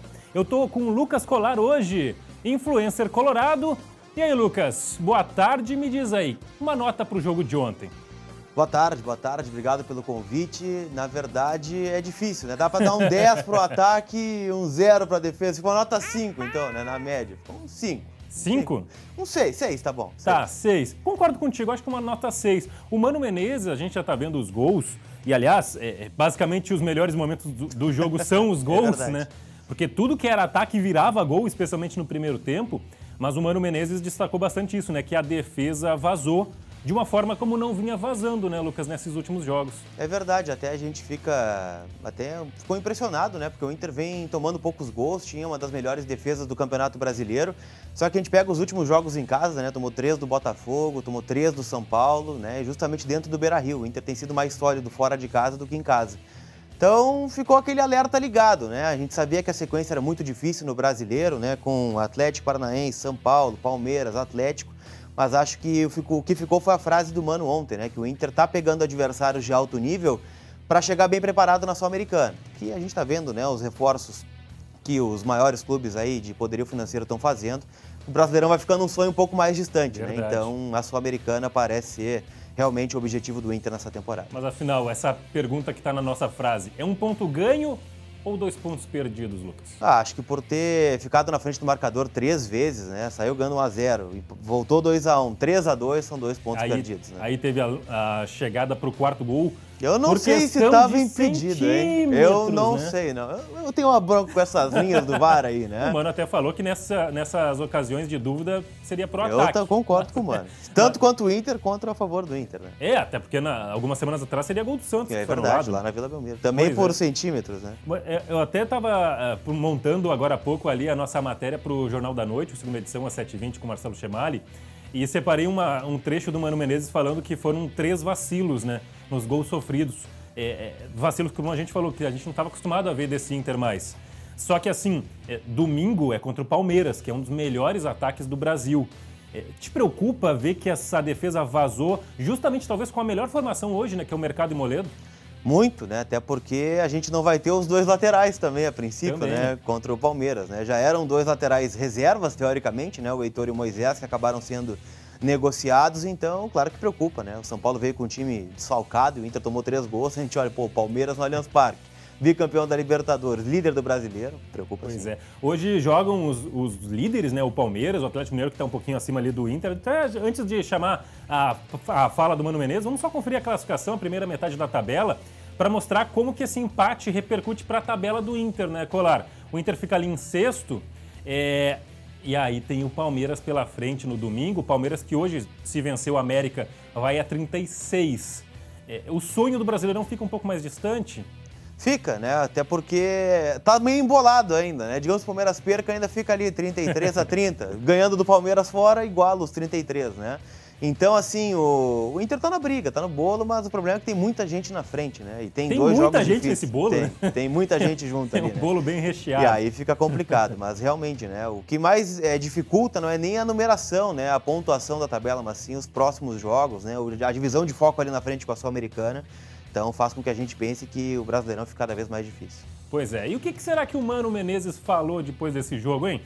Será que ele gostou do que viu? Será que não gostou? Me diz, mano. Hoje foi justo o empate, pelo que produziram as duas equipes, pelo que se construiu. Empates, às vezes, fazem parte de uma trajetória. Muitas equipes empataram em casa aí.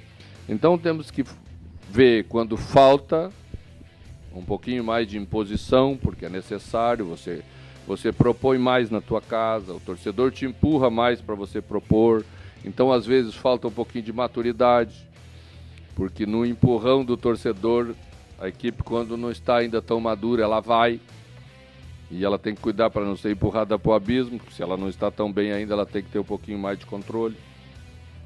É verdade. Olha só, hoje o próximo adversário do Inter joga. Vamos, TP. Vamos lá, sabe aí, pessoal? Hoje o próximo adversário do Inter no Brasileirão entra em campo. O Palmeiras visita o América Mineiro. E o Colorado certamente vai estar de olho para dar aquela secadinha, né? E que tal, além de secar, ganhar uma graninha nesse jogo? Um empatezinho maroto para segurar o Palmeiras, hein? Então já sabe, né? Bora fazer a tua fezinha. Faça como o Guerreiro Colorado Índio e venha para MrJack.bet. Isso mesmo, mrjack.bet, onde o palpite certeiro vira saque instantâneo, a qualquer momento e em qualquer lugar. Desafie-se sempre com MrJack.bet. E, aliás, hoje também tem jogo para você palpitar, né? Ao vivo aqui no SBT, 9 da noite, Brasil e Peru, Copa América Feminina. Quem chama para o recado, para esse convite, é Luiz Alano. E hoje, 9 da noite, as nossas meninas da Seleção Brasileira de Futebol estarão de volta a campo na Colômbia, defendendo a sua liderança e invencibilidade na Copa América Feminina. Brasil e Peru é hoje às 9 da noite. A Seleção Brasileira está a 3 jogos de confirmar o 8º título da Copa América e confirmar também presença na Copa do Mundo de Futebol Feminino e nas Olimpíadas de Paris. É hoje, 9 da noite, Brasil e Peru, aqui na tela do SBT. Seleção brasileira que está arrasando, né? Faz gol em tudo que é jogo, todo jogo termina uma goleada. Para a seleção brasileira feminina, Colar, não tem problema de atacante. Para o Internacional anda tendo. E olha só, e a notícia de ontem é sobre o Benedetto, né? Que pelo jeito não vem, né? Pois é, um atacante que até seria uma ótima contratação para o Inter, né? O que se diz, né? O que se disse ontem no Beira-Rio, na verdade, é que ele ainda não definiu o futuro, né? Tá nessas de fico no Boca, não fico, vou pensar. Só que o Inter não pode esperar o cara pensar muito tempo, né? Precisa de um cara para ontem. Até acho que o alemão foi bem ontem, né? Fez a jogada do gol do Pedro Henrique, sofreu o pênalti que o Edenilson converteu. Só que a gente sente que falta, né? Um cara com mais estufo. A gente olha para outros times, né? O São Paulo com o próprio Caleri, o Palmeiras com o Rony, Dudu, o Flamengo com o Gabigol e o Pedro. Então falta um cara... Né? E o Yuri Alberto no Corinthians agora. Nem me fala desse cara. Não fala. Mas falta um atacante, né? Se não for o Benedetto, acho que a direção tem que dar uma agilizada para contratar alguém, né? Porque tinha um cara no mercado, mas esse eu acho que você não ia querer. Quem? Guerreiro, sabe para onde que ele foi? Para onde? Pro Avaí. Tem as imagens aí do Guerreiro sendo confirmado no Avaí. 38 aninhos, essa criança, quase um ano parado. Em outubro ele fará um ano que não joga bola. Muito curioso essa situação do Avaí contratando. Olha só o Avaí, vai ter Bressan na zaga, Cortez na lateral, Jean-Pierre no meio, Potker e Guerreiro no ataque. Tá bom pra ti, não? Pro ano de 2019, 2018, acho que tá bom, né? O Avaí tá contratando com um pouco de delay, né? Pois é. Mas voltando a falar do Internacional, Mano Menezes comentou essa situação dos atacantes. Vai vir, não vai vir? Diz aí, mano. Essa conversa do centroavante já tá bem clara, né? Essa não precisamos falar mais, né? Essa estávamos precisando até com o Wesley, né? Pois é, ele falou ali do Wesley, a gente aproveita para já botar na tela, porque tem jogadores de saída, né? O Wesley Moraes está indo para a Espanha, tem outros jogadores que estão deixando o Inter. O Moisés confirmou que está indo para o CSKA Moscou. O Heitor está indo jogar na Bélgica. O Bosquilha é uma possibilidade forte de ir para o Cruzeiro. E aí, Colar, essas saídas vão aliviar um pouquinho a folha, né? Muito. O Inter falava ontem no valor de 2 milhões, né, por mês, e é um valor significativo com os jogadores, né, como a gente está vendo que, teoricamente, não fazem falta, né, mais o Moisés, que vem jogando na ausência do René, mas são jogadores que estão aqui há algum tempo, né, em especial o Bosquilha, o Moisés e o Heitor, e que tiveram seus problemas, também eram jogadores contestados pelo torcedor há até pouco tempo. Então, acho que é mais um alívio, só que assim, não adianta só aliviar a folha, né? Também precisa trazer alguma reposição. O Heitor saindo, não tem lateral para jogar em São Paulo contra o Palmeiras. O Wesley Moraes saindo, era um problema que nós tínhamos, mas ainda precisa de um atacante. Então, eu tô com o Mano nessa, né? Acho que nem precisa falar mais, né? Só contrata, pelo amor de Deus. Quem também falou foi o Moisés, né? Que deu adeus, confirmou que tá indo embora. Ontem foi a despedida dele. Fala, Moisés. Já acertaram, já, entre clube para clube. Acredito que hoje foi meu último jogo com a camisa internacional, né? Agora, aguardar o que o meu empresário vai falar, né? Que dia que eu vou viajar. A conversa que eu tive com o Mano e com a diretoria que eu jogasse, né? Até o jogo do Palmeiras, mas eu acho que hoje foi o último jogo meu com a camisa internacional. Falei com o Mano agora há pouco. Vai sentir falta? Seja sincero, não vem me inventar aqui. Seja sincero, vai sentir falta do Moisés? Não vou sentir falta do Moisés, não. Até porque tem reserva, né? Tem. No caso, tem 2 guris, né, para reserva e mais um jogador experiente que é o René, né? O problema do Inter, na verdade, na lateral esquerda foi não ter dado muita rodagem para os garotos no começo do ano, né? A gente já poderia ter visto mais o Tauolar, a gente vê que ele entrou ontem até no jogo nervoso, né? Faltando um pouquinho de maturação profissional. O Paulo Vitor teve aquela expulsão no Grenal do Campeonato Gaúcho e não jogou mais. Colar, mas assim... Só uma dúvida, desculpa te interromper, mas se o Heitor não vai jogar domingo porque já está indo embora, quem é que joga? É uma pergunta, né? É uma pergunta que a gente tem que resolver. Acredito que o mercado seja escalado como lateral improvisado, né? Lá no Allianz Parque. A não ser que venha algum garoto da base, né? Mas acho que contra o é Palmeiras muito provável. lá. Então é mais um problema, né? O torcedor colorado não tem um dia de paz, teoricamente, né? Mas sobre o Moisés, né? Realmente é um lateral que vem bem nos últimos jogos, mas se a gente pegar o histórico, né? De 2020 para cá, realmente não vai fazer falta. Mas tá difícil pro torcedor colorado? Não tá tão difícil assim, né? Não, já esteve pior. Já esteve pior. Mas olha só, pro torcedor do Juventude... rapaz. Ô, Colar, eu quero só chamar a atenção, o Juventude levou 4 do Flamengo, todos os gols de bola aérea. E presta atenção, ninguém do Juventude marca em momento algum. Olha o espaço que todo mundo do Flamengo tem. Meu amigo, ô Juventude, pelo amor de Deus, contratar uns caras para marcar aí, né, Colar? O Juventude realmente, né, conseguiu salvar na última rodada no passado, né? Para alegria do torcedor colorado, não vou mentir, né? Mas realmente, né, acho que esse ano vai ser bem difícil, né? O Juventude escapar, porque a situação já está bem delicada. E ontem o Flamengo não tomou conhecimento, né, do Juventude, ou reforça também, né, mas a gente sabe das limitações do Juventude, mas acho que esse ano já é melhor o torcedor jaconeiro já ir se preparando aí para o pior. Pois é. Ô, Colar, vou pedir uma licencinha para falar de Grêmio também. Fica à vontade, o programa é teu, né, o que eu vou fazer? Nós temos aqui Grêmio também, olha só, tem novidades no Grêmio. Afinal, o Roger Machado comentou. E os reforços? Eles entram no time já para serem titulares? Eles entram no banco? Roger, explica para nós. Estão num bom nível de condicionamento, né? Mas podem aparecer, né, como titular ou não, mas eu acho que nesse momento, o momento que a gente se vier de subida que a gente está tendo com o equilíbrio da equipe, os jogadores em algum momento podem entrar aos poucos, devem entrar aos poucos. O que é muito bom disso é que a gente vai ter alternativas diferentes, né, com características diferentes para colocar em campo nessas substituições, né, que a gente tem feito. E aproveitar, o torcedor gremista ontem ficou pé da vida na rede social, teve gente dizendo que o cara responsável por inscrever jogador estava de férias, o Grêmio foi à rede social e foi ao site oficial do clube dizer que não tem nada disso, e só confirmando, tá? Lucas Leiva já foi inscrito, Tassiano já foi inscrito, falta o Guilherme, mas vai ser inscrito ainda hoje. Todos eles podem ser reforços para jogar contra a Ponte Preta no próximo sábado. Para encerrar, Colar, muito obrigado pela presença. Eu que agradeço o convite. Aqui também. E eu te convido, Colar, e todo mundo que está com a gente a assistir esse pênalti bizarríssimo do Chelsea num amistoso ontem nos Estados Unidos. A gente encerra sempre com aquele lance curioso. É com esse que a gente encerra hoje. Eu volto amanhã. Tchau, tchau.